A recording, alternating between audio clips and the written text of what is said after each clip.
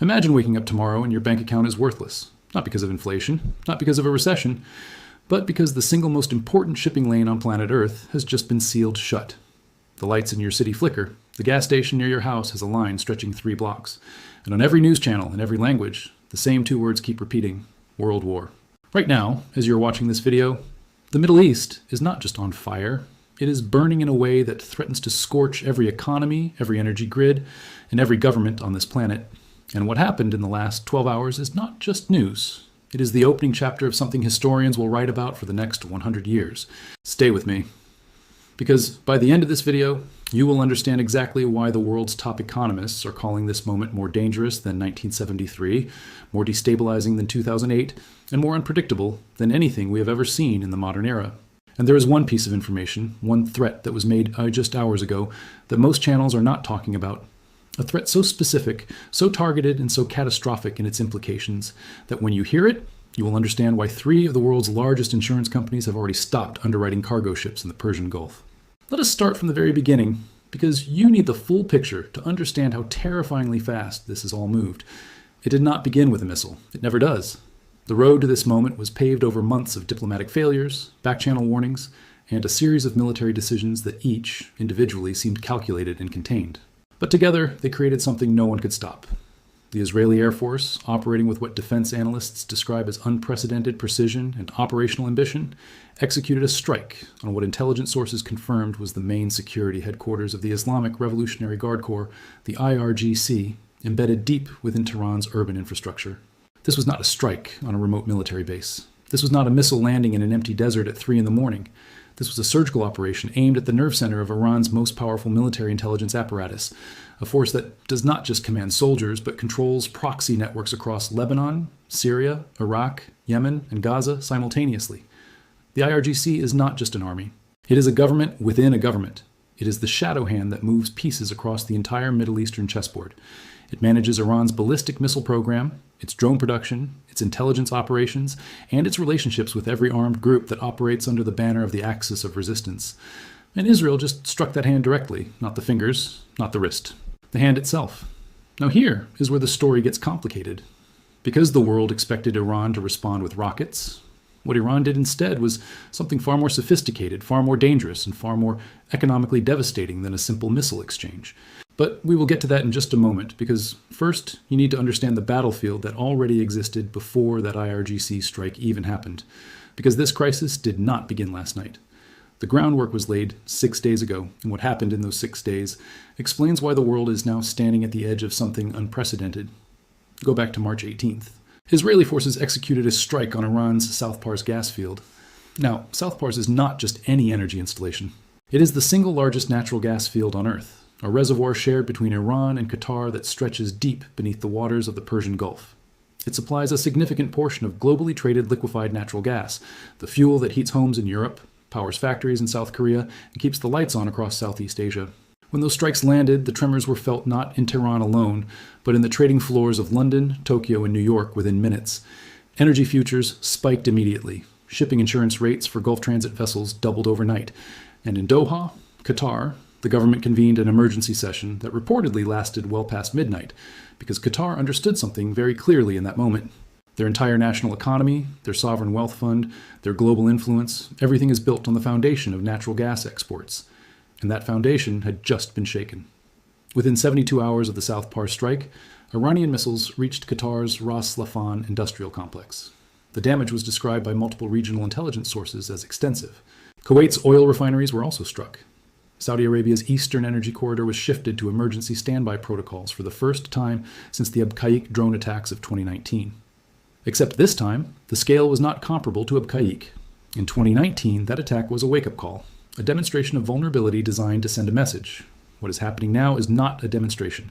It is the actual conflict. And right now, as of this morning, the International Energy Agency's executive director, Fatih Birol, went on record with a statement that should have been the screaming headline of every newspaper on Earth, but was somehow buried beneath the drama of the military strikes themselves. He said that the global economy is facing a threat more severe than the combined oil shocks of 1973 and 1979. Let that sink in.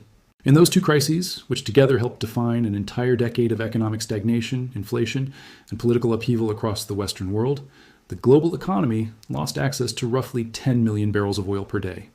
What is at stake in the current conflict involves a significantly larger volume, because we are not talking only about Iranian oil exports, which are already under maximum sanctions pressure. We are talking about the Strait of Hormuz. We are talking about 21 million barrels of oil passing every single day through a waterway that is, at its narrowest point, just 21 miles wide. 21 miles. That is roughly the width of the English Channel between Dover and Calais. And Iran's military has the capability, the established doctrine, and now, apparently, the political will to mine it, blockade it, and close it to international commercial shipping. And that is the threat, the single most economically consequential threat on the table right now, that changes the entire calculus of this conflict. Let us talk in detail about what happened in and around the Strait of Hormuz in the last 48 hours, because this is the part of the story that most people have not fully processed yet. Iran's Defense Council issued a formal public declaration that if Iranian coastal territories or strategically vital islands in the Gulf face any further military engagement, the Islamic Republic's naval forces will deploy mines across the Gulf sea lanes, effectively making the Strait of Hormuz non-navigable for international commercial shipping indefinitely.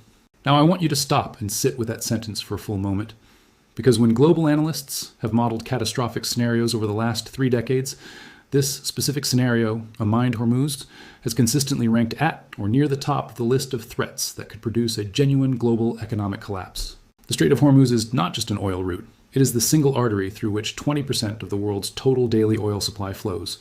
It is the channel for 40% of all globally traded liquefied natural gas. Countries like Japan, South Korea, India, Taiwan, and most of Southeast Asia depend on this strait for the majority of their energy imports. If that strait closes for even 30 days, the economic models produced by institutions like the IMF and the World Bank describe a cascading collapse of industrial output across 3 continents simultaneously. Fuel prices double within weeks. Manufacturing output slows as energy costs become prohibitive. Global supply chains fracture at their most critical nodes. And the secondary effects, the food price spikes driven by transportation cost explosions, the electricity rationing in developing economies, the unemployment surges that follow factory shutdowns, those are not economic abstractions on a spreadsheet. Those are realities that affect billions of human beings, most of whom have no understanding of why their lives are being upended by events in a waterway they have never seen. And it gets far more specific and targeted than a general Hormuz threat. Because here is the detail that has received almost no coverage outside of specialized defense and intelligence circles. The IRGC did not just issue a general warning about energy infrastructure. They issued a targeted operational warning specifically about the power grids that supply American military installations across the Gulf region. Iranian defense planners have, according to multiple intelligence sources, systematically mapped the civilian and semi-civilian electrical infrastructure that feeds United States military bases in Qatar, Bahrain, the UAE, and Saudi Arabia. The IRGC's message was brutally, unmistakably direct. If you destroy our electricity infrastructure, we will destroy yours. This is not the rhetoric of a cornered regime lashing out in desperation. This is a calibrated doctrine of proportional infrastructure-level warfare. It is a strategy that does not require nuclear weapons, does not require massive conventional ground forces, and does not produce the kind of dramatic battlefield footage that triggers international intervention. It is designed to be sustained, methodical, and economically unbearable. It is designed to make the Gulf region functionally untenable as a forward military operating theater for the United States and its allies. And the fact that this warning was issued publicly through official channels means Iran wants Washington to understand that this is policy, not improvisation. Now we need to talk about the Gulf Arab states, because their position in this conflict is one of the most complex, most underappreciated, and most consequential dimensions of everything happening right now. Saudi Arabia, the United Arab Emirates, Qatar, Kuwait, and Bahrain are not parties to this war. They did not choose this conflict. They did not draw the battle lines. But geography, energy infrastructure, American military basing agreements, and decades of regional politics have made them unavoidable variables in Iran's strategic equation. When Iranian parliamentary speaker Mohammad Bakr Kalibaf stood before his parliament and named specific Gulf facilities as legitimate military targets, he was not engaging in political theater for domestic consumption. He was communicating a red line with the precision of a legal brief.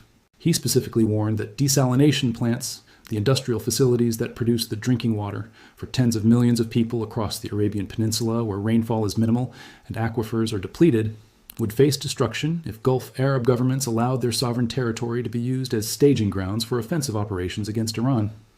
Think about what that means for a moment. He was not threatening military bases. He was threatening water.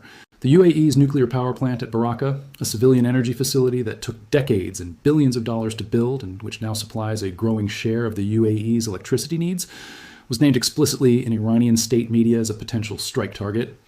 And the UAE, a country that has spent 3 decades constructing itself into the financial capital, the commercial hub, and the diplomatic crossroads of the Arab world, now faces an existential calculation for which no amount of diplomatic sophistication and no volume of sovereign wealth fully prepares you. This brings us to a moment of genuine geopolitical honesty about the Gulf Arab states, because understanding their dilemma is essential to understanding why this conflict is so hard to resolve. For decades, these governments pursued a foreign policy of strategic ambiguity, executed with remarkable skill. They hosted American military bases while maintaining economic ties with Iran. They bought Israeli surveillance technology while publicly supporting Palestinian rights.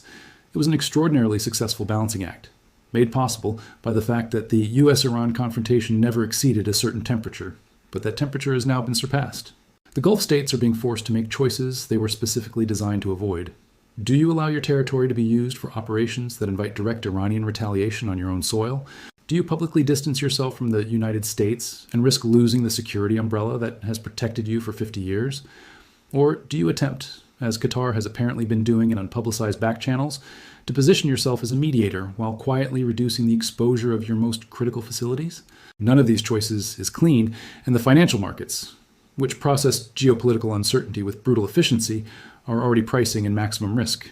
Let us get specific about the economic numbers, because this is where the human cost of this conflict becomes impossible to dismiss, even for audiences who live 10,000 kilometers from the Persian Gulf. In the 72 hours following the first confirmed strikes on Gulf energy infrastructure, Brent crude oil crossed $140 per barrel on international markets. That number demands context. The last time oil sustained prices at that level was 2008, just before the global financial crisis triggered by the collapse of Lehman Brothers. But in 2008, the elevated price was driven primarily by speculative demand during an economic boom. This time, the driver is a genuine, structural, ongoing threat to physical supply. When sophisticated energy traders price oil at $140, they are not being emotional or dramatic. They are running probability-weighted models that calculate the statistical likelihood of a Hormuz disruption, the confirmed loss of Iranian export volume, the verified damage to Qatari LNG production capacity, the assessed vulnerability of Saudi and UAE facilities, and the geopolitical risk premium that attaches to every single tanker captain who must decide whether to transit the Gulf at all. The downstream implications of oil at these prices flow through the global economy with terrifying speed and reach. Aviation fuel costs surge, forcing airlines to cancel routes, raise fares, and in some cases ground entire fleets. Freight costs spike, which means that every product that moves by ship, which accounts for approximately 90% of everything the global economy produces and consumes, becomes measurably more expensive at every point in its journey from factory to consumer. And the populations that feel this first, hardest, and most acutely are not those in the United States, Germany, or Japan, nations with significant financial buffers and domestic energy resources. The populations that feel it first are in Pakistan, Bangladesh, Sri Lanka, Egypt, Nigeria, and dozens of other nations that are already operating on economic margins so thin that an oil price spike of this magnitude can tip a functioning, if fragile, state into a genuine crisis of governance. And then there is the equity market dimension. In the first major global trading session after the IRGC headquarters strike, financial markets opened in a state of pronounced distress. Defense and aerospace stocks in the United States and Europe surged dramatically, some by double digits in a single session, as institutional investors repositioned for an extended high-intensity conflict. But the broader indices, the benchmarks that measure the general health of the global economy, dropped sharply. Technology stocks, which depend on complex, globally distributed supply chains with critical nodes in Asia, were hit particularly hard as analysts modeled the impact of sustained energy disruption on semiconductor fabrication and electronics manufacturing. And the bond markets, historically the most reliable indicator of genuine systemic risk, saw a flight to safety that produced yield curves echoing the patterns observed after September 2001 and during the depths of the 2008 financial crisis. When the smartest institutional money in the world runs to government bonds, it means those risk models have stopped producing confident outputs about what comes next. Now, let us address the diplomatic dimension, because diplomacy is the only path out of this crisis, and its current state is both critically important and deeply alarming. The Trump administration announced, via a Truth Social post that immediately became a global news story, that the United States had agreed to a 5-day pause on strikes targeting Iranian electricity infrastructure. The stated rationale was to create space for negotiations toward a ceasefire arrangement. Taken at face value, this sounds like responsible restraint by a superpower choosing de-escalation over further destruction. But when you read Iran's response carefully, you understand why the situation remains not merely unstable, but actively dangerous. Iran's foreign ministry rejected completely and publicly any characterization of ongoing negotiations between Washington and Tehran. Senior Iranian officials stated plainly that what the Trump administration described as diplomacy was, from their perspective, a domestic American effort to manage rising energy prices before they triggered political backlash, combined with a military tactic to buy time for repositioning assets before the next operational phase. This is not a disagreement about language or framing. This is a fundamental breakdown in the shared understanding of reality that makes diplomacy function.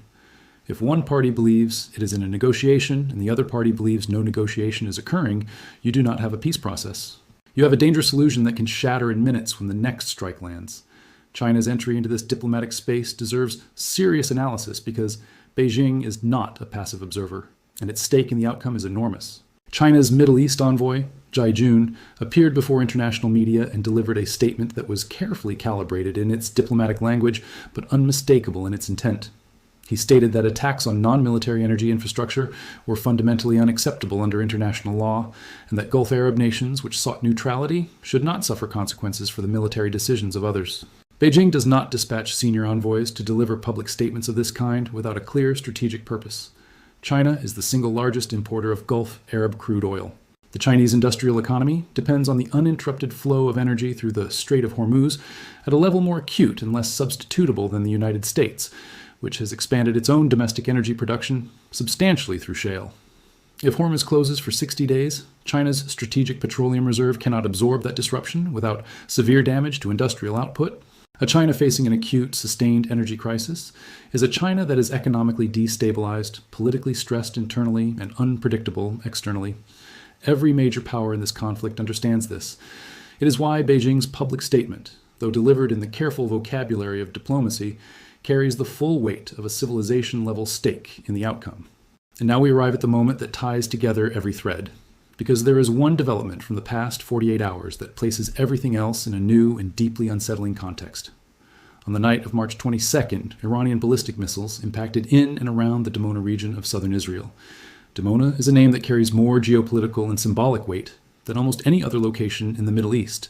It is home to Israel's Negev Nuclear Research Center, an installation that Israel has never formally acknowledged as a nuclear weapons facility, but which every intelligence service on Earth has known for decades is the foundation of Israel's undeclared nuclear arsenal. The IAEA moved quickly to confirm there was no damage to nuclear infrastructure. Israeli emergency teams were deployed to the region immediately, and Netanyahu, in a rare moment of public acknowledgement, described it as a very difficult night.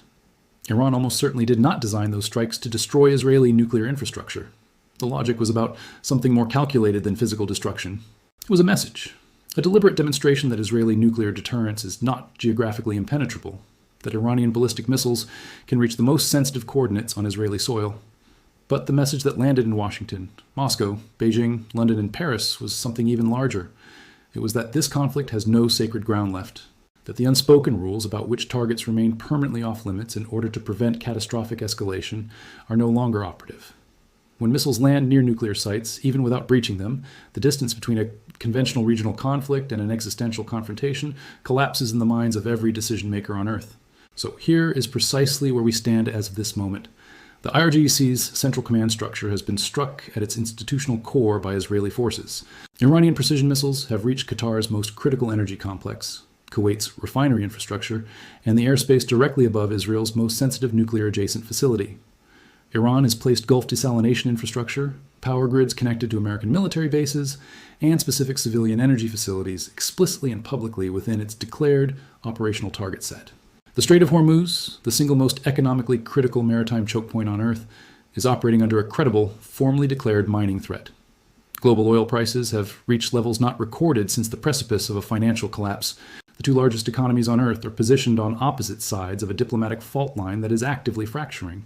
And the international diplomatic architecture that was specifically designed and expensively maintained over decades to prevent exactly this kind of cascading, multi-front escalation has, at this moment, effectively ceased to function as a restraining mechanism on any of the key parties. This is not a regional conflict anymore. It stopped being regional the moment Iranian precision strikes reached Ras Laffan, and the IEA chief stood before cameras to compare this moment to the worst energy disruptions of the 20th century combined. It stopped being a contained bilateral confrontation between Israel and Iran the moment Chinese diplomacy inserted itself as a structural variable in the outcome. It stopped being manageable through existing diplomatic frameworks the moment one of the parties to a supposed negotiation publicly denied that a negotiation was occurring.